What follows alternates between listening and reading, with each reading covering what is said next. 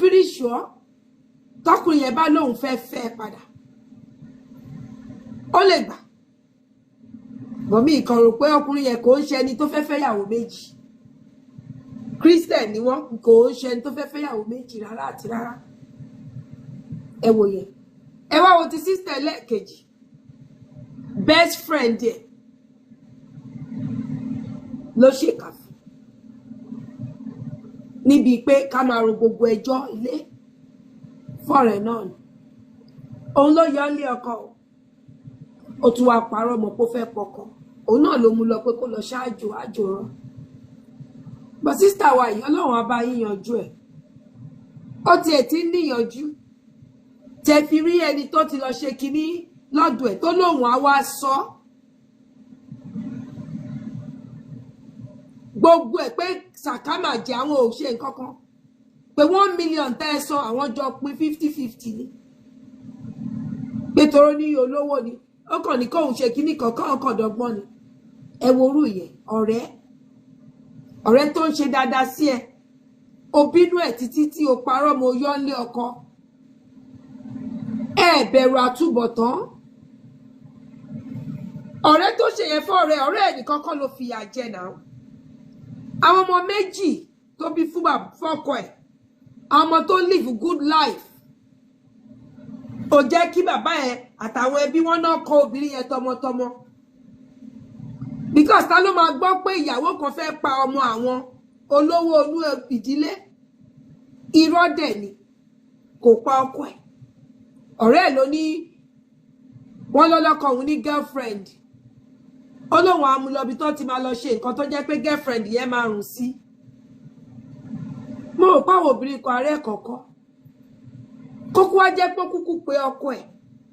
àbí kó jẹ́ àwọn òbí ẹ̀ gan ló pè èwo wọn lọ́kọ mi ní girlfriend tó bá tiẹ̀ jẹ́rù ń bà pé ọkọ mi ní girlfriend ebi kò ìgbé dọ́dọ̀ ẹ àwọn ìyá wa àwọn bàbá gan lè láwọn advice kan máa fún wa kò ní jẹ́ ọ̀rẹ́ tó polè wájà tó tún polóko wá mú ó dẹ̀ lọ́kọ wọn láìkì ọ̀rẹ́ yìí ó lóun ò mọ̀ why ọkọ ẹ ló lọ parọ́ mu ẹ worú yẹn ó ti gbàgbé àtúbọ̀tán tíyà ìyá iṣẹ́ tó ṣe tó bá dé á máa bá wọn káàánú ṣé ní gbogbo èèyàn kọ́ lèèyàn bá káàánú o àwọn ẹlòmíì wọ́n ń jìyà iṣẹ́ burúkú tó ṣe adẹ̀yìí máa rírú wọn dáadáa torí ọ̀pọ̀lọpọ̀ àwọn èèyàn ló ti parọ́ mọ́ èèyàn ẹ ti parọ́ mọ́ láìṣẹ̀ ẹ parọ́ ń téèyàn ò ṣe ẹ pa mọ́ ẹ lè lọ scot free bẹ́ẹ̀ ni Big Daddy karma is real ṣẹ́rí òkò tá a bá sọ mọ́ pẹ́ ó ń sọ padà bọ̀ kò sí church tó lè kó yíyọ kò sí mọ́ṣáláṣí tó lè kó yíyọ kò sí babaláwo tó lè kó yíyọ wàláì nǹkan tó lè kó yíyọ one thing ẹni tẹ́ ẹ ṣẹ̀ sí ẹ lọ túbá irọ́ tẹ́ ẹ pamọ́ ẹ jáde wá sọ pé rọ́ mo pamọ́ lágbájá báyìí tó bá yọ́nú sí yín bóyá ẹ lè rí ìyọ́nú Ọlọ́run ṣé rí àwọn ẹ̀ṣẹ̀ kan Ọlọ́run la ṣẹ̀ àwọn ẹ̀ṣẹ̀ ẹni ká tọrọ ìdáríjì ẹ̀ṣẹ̀ lọ́dọ̀ Ọlọ́run thank you AJ wọ́n ní true talk ṣé rí àwọn ẹ̀ṣẹ̀ kan ẹ jẹ́ sọ àwọn ẹ̀ṣẹ̀ tá a ṣẹ̀ lọ́hùn ok bóyá àwọn mùsùlùmí sìn ṣẹ̀mọ́ ní ká kírun kírun lásìkò kírun wa àwa ni Ọlọ́run jọ̀ọ́ dárí ẹ̀ṣẹ̀ jì mí Ọlọ́run jọ̀ọ́ bá mi fi ẹ̀sìn fi rọ̀ mí lọ́rùn Ọlọ́run jọ̀ọ́ Ọlọ́run la ṣẹ̀ṣẹ̀ yẹn sí bóyá ṣẹ̀mọ́ mùsùlùmí wọ́n ní ká má mu ọtí bóyá wa mu ọtí Ọlọ́run dárí ẹ̀ṣẹ̀ jì mí o pé mo mu ọtí a ṣẹ̀ṣẹ̀ yẹn sọ́lọ́run ṣé rí àwọn ẹ̀ṣẹ̀ kan ẹni tẹ́ ẹ bá ṣẹ̀ you have to ó láti tọrọ àforíjì lọ́wọ́ ẹni yẹn náà ibi tó o bá ti parọ́ mọ́ nítọ̀hún yẹn ó láti wá sọ èmi ò kàn sọ̀rọ̀ lẹ́nu o mo lọ́mọ àfáà ni mi tí mo jẹ wáàsí olórí mi ni ṣé rí tẹ́ ẹ bá ṣerú nǹkan bẹ́ẹ̀ yẹn fún yàn kẹwàá ní ẹ bóyá mo ti gba Jésù Jesus has died for your sin. Tá ń sọ fún yín bẹ́ẹ̀. Bí Jesus bá ti die for our sin, ní run red light kan fún wa ticket. Kí mo wí? Bí Jesus bá ti die for our sin, bó bá run red light, tọ́lọ́pàá bá yíná fún ẹ. Kò ní hello officer, Jesus has died for my sin. Wàá gbọ́ excuse me, kò tún wá sọ lẹ́lẹ́kejì. Jésù ti kú fún wa nítorí ó ti kú fún ẹ̀ṣẹ̀ wa lọ. Ọmọ àkọ́kọ́ ní calm down. Tọ́lá máa rò pé bóyá o ti mu tí yóò ní. Jésù kò kú kò kẹ́ṣẹ̀ wa lọ kankan. Ṣé Jésù tí Júdásì ọ̀rẹ́ ẹ̀ kàn má gbélébù? Jésù tó jẹ́ pé Júdásì ìka èèyàn ó jẹ́ kí Jésù kúkú oró ló kẹ́ṣẹ̀ yín lọ. Kí lẹ gbọ́ tí Jésù sọ láàsì? Ó ní bàbá dáríjì wọ́n nítorí wọn ò mọ ohun tó ń ṣe. Ṣé yẹn lẹ fi rò pé kẹ́ṣẹ̀ yín lọ? Ó dá gbogbo ẹ̀ṣẹ̀ lù yín nì. Ó ní k'Ọlọ́run dáríjì yín, ẹ̀yin eléte, ẹ̀yin alábòsí, ẹ̀yin òpùrọ́. Torí ẹ̀ máa ń tẹ́ ẹ̀ ṣe. Ó sọ ni kò mí ìpọ́lọ́run ti gbà wọlé. Torí ẹ̀yin tẹ́ ẹ ṣèkà fún Jésù. Ìjẹ́ tọrọ àforíjì lọ́wọ́ Jésù. Ṣé ẹ tọrọ àforíjì lọ́wọ́ Jésù? Torí mo kàn máa ń wo many of you. Jesus has died for our sins. Says who? Ó jóná tẹyíntẹyín. Wàá jóná bíi gúgúrú. Ṣé rí àwa kan? Ilé alásèpọ̀ kí ni máa ń sọ fún yín pé lágbà àlìjọ́nà lágbàá bábá ti dàgbàdàgbà káàdògbò. On the day of judgment, á ríra wa. Ilé alásèpọ̀ gbogbo wa tá a kúrò mọ́ ọ̀yàn tá a bá te èèyàn jẹ́ tá a ṣèkà tá a fẹnubà yé ọmọ ẹnìkejì jẹ́ tá a kúrò pé wọ́n ti jí wa ní nǹkan ẹni tí ò mọ̀ wá rí tá a lọ gbéṣẹ́ fún blogger ká tún wá parọ́ pé ẹni tí ò mọ̀ ẹni tẹ́ ẹni kan call out kẹ́ tún wá parọ́ pé òun ló ṣe fún yín gbogbo àwa bẹ́ẹ̀ yẹn gàrá ni. Ṣé lẹ́yìn tẹ́ ẹ ti ṣèkà kẹ́ wá ní Jésù ti kú fẹ́ ṣe yín? Wáàsí ni mò ń ṣe o, èmi ò dáko èèyàn o. Ṣé mọ̀ pé wáàsí tẹ̀tẹ̀pẹ́tẹ̀ ẹni ó bá tàbà èmi ò ní ní ẹ má bínú o, ẹ bínú kẹlà rí mọ́ gírí bẹ́ẹ̀ bá mọ̀ bẹ́ẹ̀ láti túnṣe. Ẹ ṣeun jàre, wọ́n ní true talk ọmọ ẹ̀pẹ́tẹ̀dọ̀ àwọn tèmi lélẹ́yìí. Àwọn ọmọ àdúgbò mi Ẹ̀pẹ́tẹ̀dó Ìsàlẹ̀ Èkó Àgàràwú tó fi dé Láfíàjì Olúọmọ Federation àti Ìfọ̀gbọ́n táwọn yọ. Àwọn ọmọ Èkó pàtàkì àwọn ọmọ Ẹ̀pẹ́tẹ̀dó lẹ́pẹ́tẹ̀dó tá a bá ṣẹra wa ká ṣe kí ní tó máa rán nítorí ẹ̀ pé wò bọ̀bọ̀ mẹ́sàn-án ó mọ̀ pé ó fọ́ǹbù. Wọ́n dẹ̀ gbọ́ tó máa ti rí Ọlọ́run mo mọ̀ má bínú pàdí mi. Wọ́n máa dì mọ́ra wọn. Ṣé rí bẹ́ẹ̀ yẹn kò sẹ́ Ọlọ́run ti dárí ẹ̀ṣẹ̀ jì because Ọlọ́run kọ́ lẹni tó ṣẹ̀ṣẹ̀. Ẹni tó ṣẹ̀ ó ti lọ bá pé bọ̀bọ̀ ó mọ̀ pé ó fọ́ǹbù. Ẹni tó fọ́ǹbù dẹ̀ ti rí wàláì mo mọ̀ ọmọ má bínú jọ. Ṣòṣà mọ̀ náà mọ̀ pé èèyàn mi ní ẹ̀nàwọ́ náà mọ̀ náà. Lè 5 and 6 wọ́n máa lẹ̀ pọ̀ bàjẹ́. Ó dẹ̀ ti dáríjì. Ṣé rí pé ìyẹn ò lẹ́ṣẹ̀? Àjọjẹ́lá lásèpọ̀ ni on the day of judgment. Torí pé Ọlọ́run kọ́ ló ṣẹ̀. Iye máa ń ṣe mistake o. Ó ṣe èèyàn ẹgbẹ́. Ìwọ ló ṣokùnfà tó fi yọ èèyàn kan kúrò níbi iṣẹ́ ọlọ́parọ́ mọ́ ohun tí ò ṣe. Wáàsí ni mò ń ṣe o. Ó lọ parọ́ mọ́ èèyàn kan fi lè dànù kúrò níbi iṣẹ́. Ó wá dé church. Ó wá ní Jesus has died for your sin. Òun wá ìyìn Ọlọ́run ni. Ẹni tó parọ́ mọ́ tó yọ dànù níbi iṣẹ́ tó níyàwó àtàwọn ọmọ tó ń bọ́. Ó jẹ́ kó gba ìjẹ lẹ́nu ẹ̀. Ní tí ò mọ́wọ́ tí ò mẹsẹ̀. Bóyá nítorí pé ọ̀gá máa ń pèsè bóyá ó ń ṣiṣẹ́ dáadáa bóyá ó fún ní rèsì bóyá wọ́n ló mú débẹ̀ ọwọ́ ti fún ní áyá kìíní ju tiẹ̀ lọ. Ó wá tàka sí pé wọ́n wàá gbà. ó wá rò pé Jésù ti kú fẹ́ṣẹ̀ ẹni yẹn dẹ̀ wà nínú ilé kò ra Christmas gift fáwọn ọmọ ẹ̀ ọwọ́ tó ti ń jẹ brọ̀kọ̀tọ̀ ọwọ́ tó ti ń mọ́wọ́ lápò tó ń fúyàwó ẹ̀ pé owó oúnjẹ rẹ̀ ìyàwó wa ní ẹ má wọrí ọkọ mi ìgbà tó wọ ẹ̀ ń ṣe ẹ jẹ́ kémi náà ṣe ọkùnrin yẹn wá wà nínú ìrònú lẹ́ni tí ò mọ̀ lára ìyàwó ẹ̀ gbóúnjẹ wá àwọn ọmọ ẹ̀ tó ti jẹ́ pé bí ó ti ní gbogbo nǹkan tó máa ń kó wọn lọ ṣe ní Christmas kò rí lọ ṣe fún wọn ó wá ń ronú pé mi ìṣẹ̀ṣẹ̀ tó fi lọ̀ mí yìí omi wá ń jábọ́ lójú ẹ̀ ẹlẹ́dàá gbogbo àwọn ọmọ tí bàbá yẹn kò rówó ra Christmas gift fún kò bìzàbìzà nínú ilé wọn bó ṣe máa ń bìzàbìzà tó máa pa ẹdìyẹ tó máa ṣe turkey tó máa ṣe jollof rice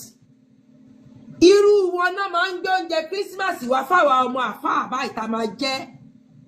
wọn ò rí gbé wá o ayọjú àárí o wá ní Jésù ti kú fẹ́ṣẹ̀ Jésù wo ló kú fẹ́ṣẹ̀ ìyà ẹ̀ ṣẹ̀ṣẹ̀ bẹ̀rẹ̀ ó gba omi ẹkún lójú ẹ̀ nìkan ó wá ní Jésù ti kú fẹ́ṣẹ̀ ta ló parú rọ́bẹ̀ fún ẹ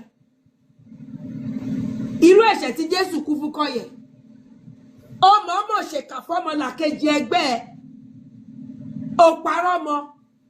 ó wá ní Jésù kú fún ẹ̀ṣẹ̀ nínú ẹ̀ṣẹ̀ èwo ló kú fún ṣé ẹ̀ṣẹ̀ pé o jí ẹran jẹ